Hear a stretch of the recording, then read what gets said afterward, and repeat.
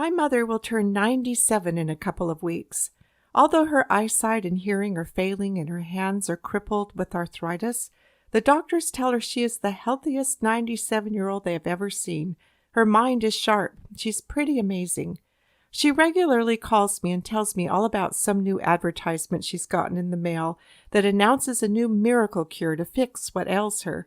Usually, this miracle cure is some vitamin or mineral that's been extracted out of a fruit or vegetable, put in a capsule, and sold for a lot of money.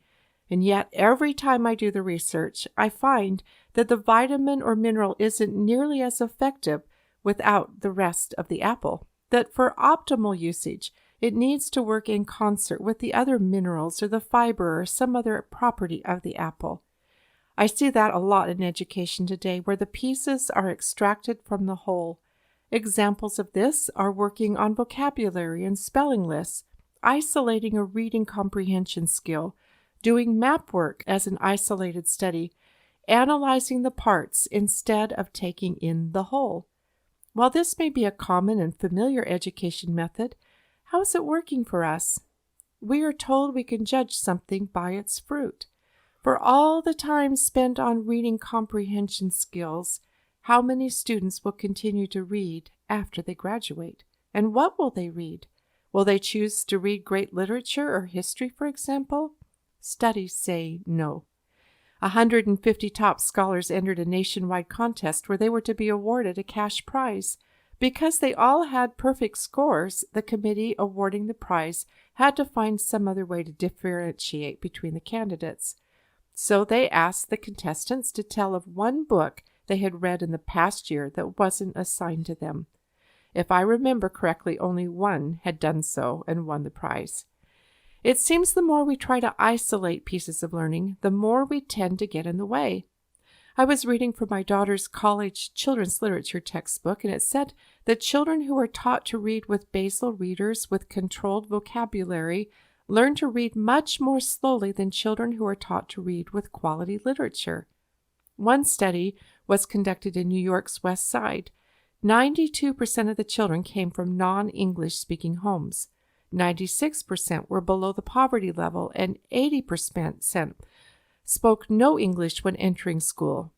The study began with 225 kindergarten children who were allowed to read in an unpressured, pleasurable way. In other words, no basal readers and no workbooks. They were simply immersed in children's literature. By the end of the year, all 225 students were reading, some on a second grade level. Another study addressed the problem of stalled readers, those readers who hated reading and who for more than a year had made no progress. In the study, teachers abandoned the intensive decoding programs and instead just had them listen to stories from real books. Soon these no-progress children were off and running.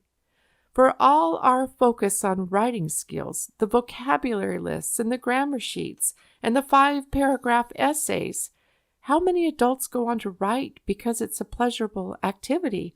We don't even write words to each other. We just write abbreviations and texts. The same goes for science and math.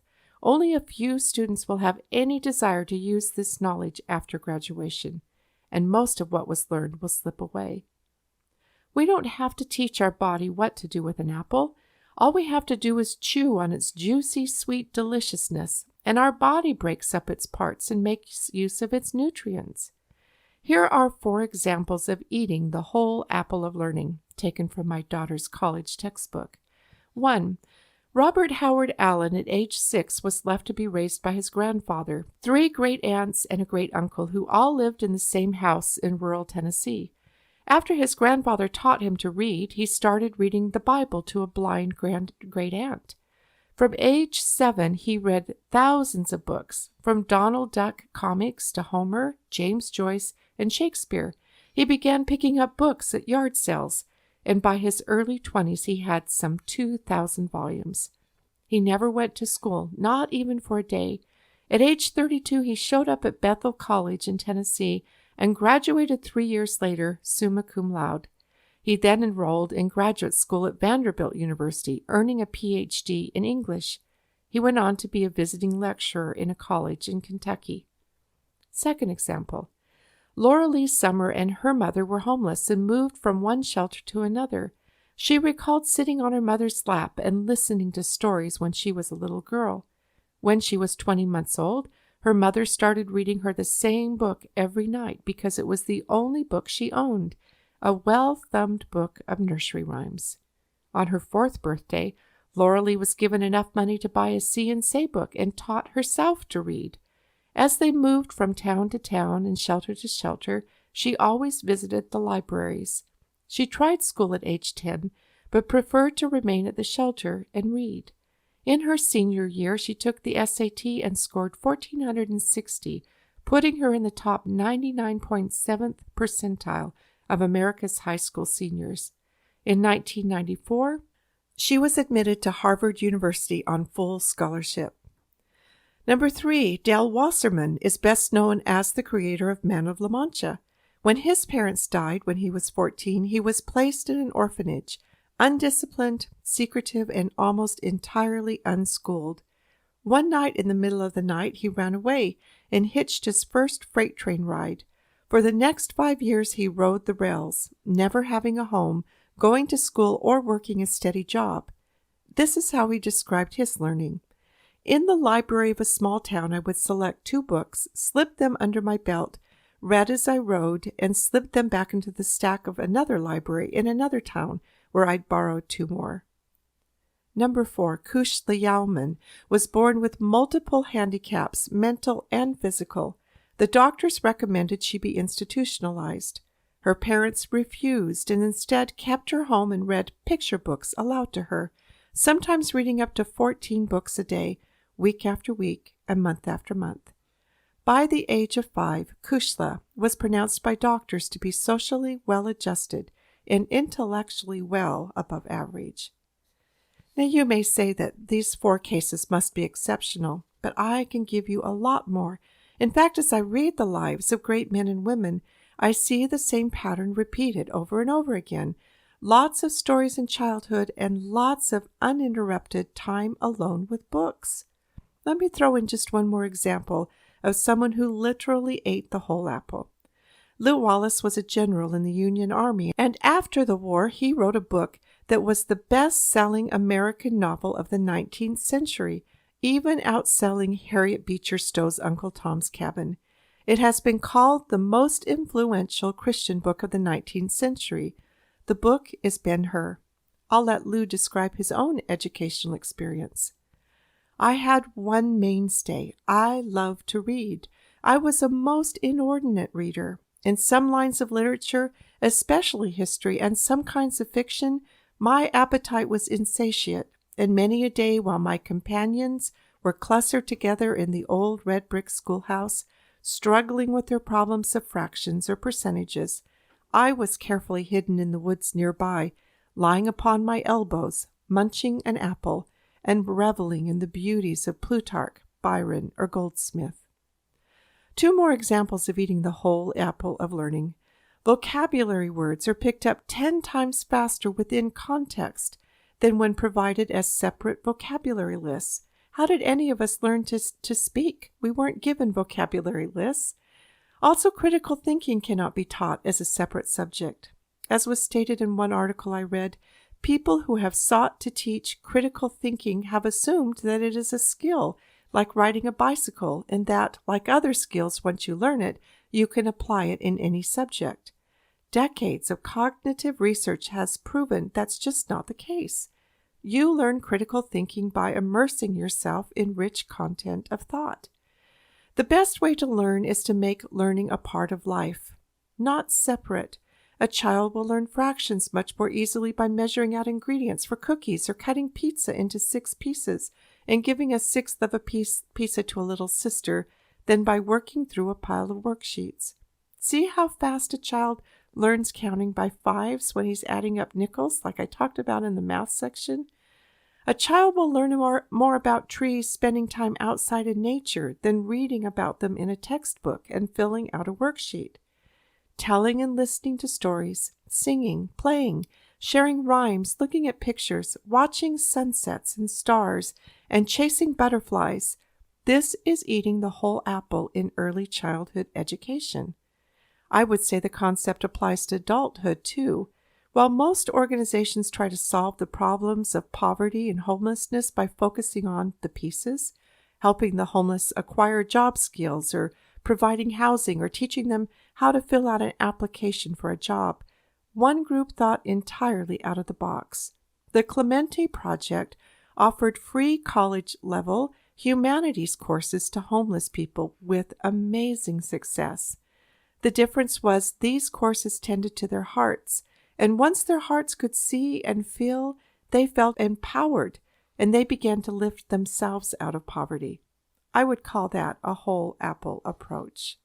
We have so mechanized learning, it is shutting down the desire. A student spends the first 20 years of his life being told every day what exactly he will do and what he will learn. The teacher asks the question, and we see the fruit all around us: apathy, lack of curiosity, narrow-mindedness. We as a people, as has been said, are surrounded by all stirring things unmoved. I'm not saying that there is not a time for detailed study. There is. Lew Wallace, once the desire was lit to start writing, took it upon himself to put himself through a rigorous course in grammar. Abraham Lincoln did the same. We're just backwards. We work from the outside in. The rule, as was taught by all the heart educators, was from within out. I can't help but think of possibilities when I learned of the Saracen model of education. You'll recall that when the Crusaders finally made it to the Holy Land, instead of finding a barbaric, uncivilized people, they found beautiful fountains, silks, mosaics, universities. As I read of the Saracen model of education, I found it interesting that rather than a teacher-driven model, it was student-led. There were no tests, no degrees, no requirements, no compulsion. Rather, a teacher would advertise a class of something that he knew something about, and the student would come in and sample the class. If the student felt like the teacher had something to offer, what he was looking for, he would contract with the teacher to continue teaching him, and he stayed as long as it was of benefit to him. When he was satisfied, he left. So many of the things we enjoy had their beginnings in this era of educational freedom from the Saracen world. Freedom is a vital ingredient in the whole apple style of learning. It is always difficult to find words to describe something you see in your heart, and I hope I'm conveying what I'm seeing. But let me try one more way to describe this whole apple of learning. My all-time favorite movie is The Sound of Music. I'm sure I've seen it dozens of times. In fact, our local theater ran a special screening on the big screen at the beginning of summer, and I went and watched it twice. And then a couple of weeks later, my family took me to see a live production at the Kennedy Center in D.C. for my birthday. I loved every second of it because every time I noticed something new. Remember that little thing that went around a while ago? Everything I needed to know I learned in kindergarten? I think everything you need to know about educating hearts can be learned in the musical number Do, Re, Mi. Let me show you what I mean. The first thing Maria did was tap into a desire of the children. Shall we learn a song to sing for your father? And that's when they said they didn't know how to sing, but they wanted to learn because they did want to sing a song for their father because they loved him. And Maria is going to teach them to sing because it's something that has brought so much joy into her life. She wants to share the joy. So step 1 in the pattern for learning, awaken desire. I remember being taught about alliteration in school and then working through worksheet after worksheet, identifying alliteration. Although identifying it was easy enough, I thought, who cares? And I hated it. It was decades later while I was reading a passage aloud and stopped to reread it because it sounded so beautiful. Ah, that's why writers use alliteration. How different would it have been if a teacher I loved read beautiful literature first and maybe paused and said, "Doesn't that sound beautiful? Do you want to know what the writer did to make us feel that way?" And then she taught the concept. As an isolated subject, it was dead and unappealing. Then, let's start at the very beginning, a very good place to start. Whenever I want to learn anything, do you know where I go first? To a children's book, because I know it will clearly lay out all the basics of what I need to know. It will likely illustrate them so I can see. There's a good chance it will include a story. Pictures and story feed the heart and continue to feed that desire to want to know more. And then I can layer deep from there. If you have older kids, even high schoolers, encourage them to not be too quick to pass up or too proud to read the children's books. I remember hearing a very wise and well-learned man, a scholar, who said this was his method of learning. And in fact, when he needed to nourish his soul and relax, he would turn to a children's book. The beginning is a very good place to start. Next, when you read, you begin with ABC. When you sing, you begin with Do, Re, Mi.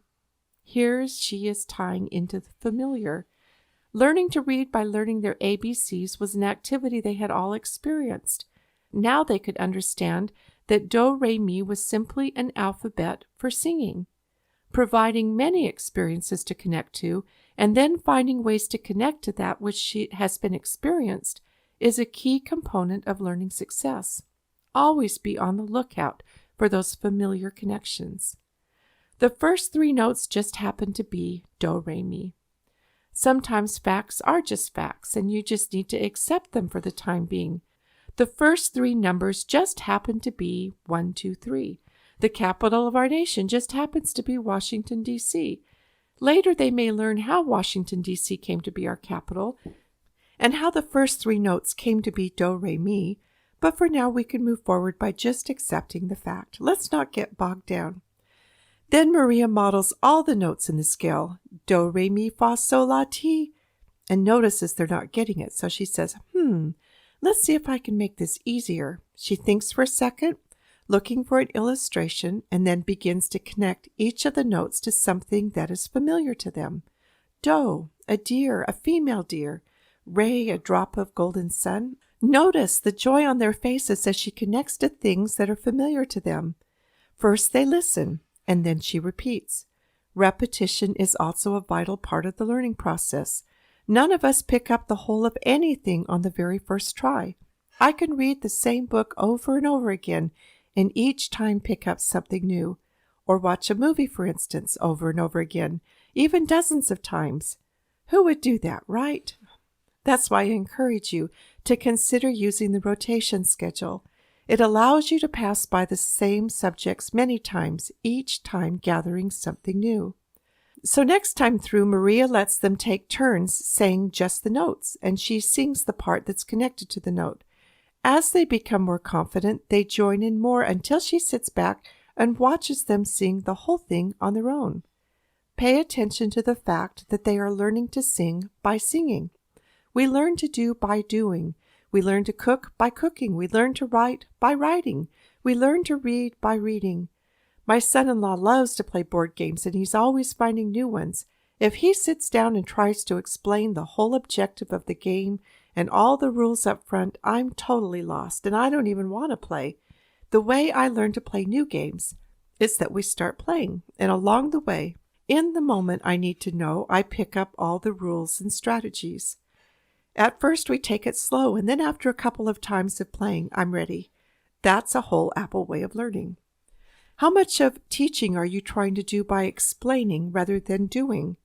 And again, notice the joy and variety of the learning process as they march around the hillside and dance around the city as they practice their new skill.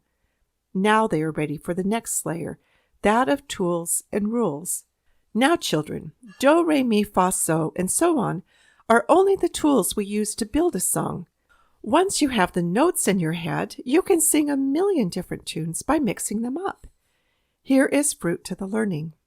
They didn't learn the notes just for the sake of learning the notes. They learned them because now they are going to be able to sing a million different songs. You didn't learn how to read words just so you can read words. You are now going to be able to mix those words up and read a million different stories. You're going to be able to write a million different things. And she begins to model what she's talking about and has them repeat what they hear her sing. And I can't help but see and notice the looks of love and adoration the children have for Maria. They willingly follow her because she loves them and they love her. Her love for singing is contagious. I see two principles from Dr. Neufeld's talk. You cannot parent a child whose heart you do not have, and the young seek for something to attach to, and once it attaches, it grows to be like that to which it is attached. Look at all the smiles. Then more practice, more repetition in a lot of different settings. Look at the creative process unfold.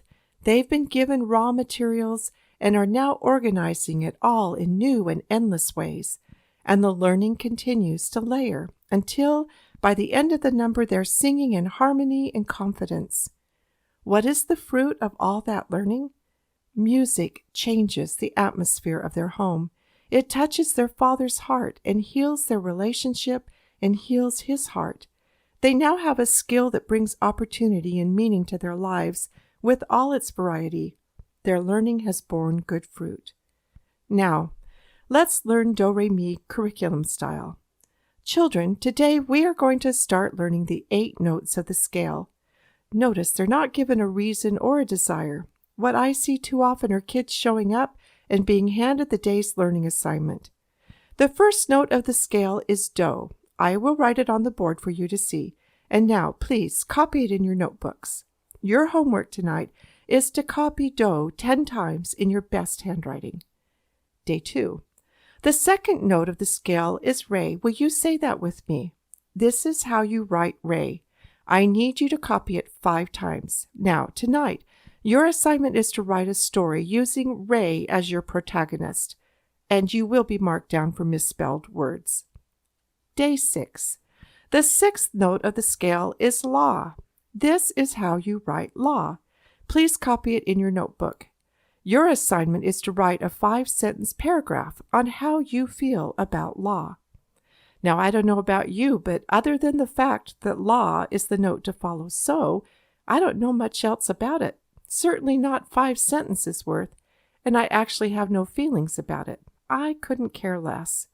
I'm afraid some of the writing assignments we give to kids feel just like that to them. And then we say they don't like to write, or they can't write. I was talking to my daughter who had a conversation with another mom who was tearing her hair out over her little boy. He had one simple little assignment he had to do. All he had to do was write a 5-sentence paragraph, and he balked and pouted and cried all day long, and she was so frustrated. It was so simple.